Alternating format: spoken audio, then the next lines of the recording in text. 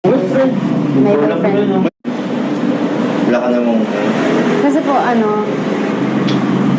itong last time po is, hindi niya naman po, siyempre wala naman po kayo na may boyfriend naman ako, ganun.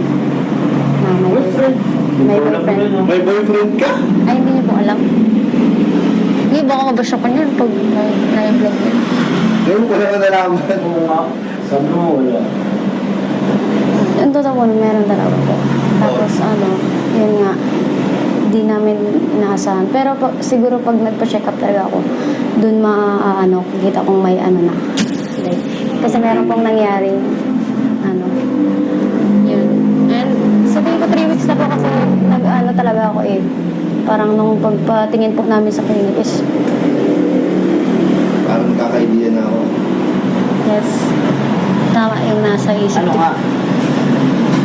Siguro 3 weeks na po ako. Ano yan? Parang hindi ko alam kung nabuo na siya, pero sabi nila 3 weeks na... Buntis ka? Opo.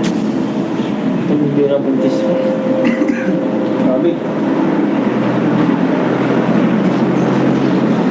Paano kayo lalo niyan? Maalis ka sa kalinga. May trabaho, wala namang trabaho.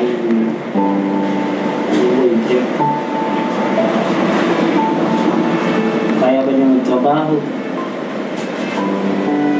Mabibigib sana ako sa'yo, Mex, kasi diskarte ka. Willing ka mag-take ng risk sa mga business. Oo, kaganda ka pang business, oh. Tapos gaganyanin mo lang. Para nabaliwala lang lahat. Grabe pa yung namin sa'yo, build up namin sa'yo mga nakaraan.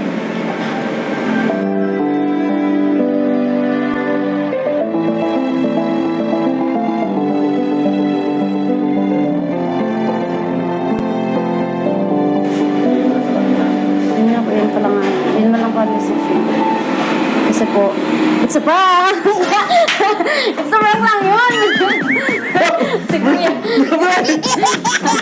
It's a prank mo! Wala na akong isip. Kasama ka?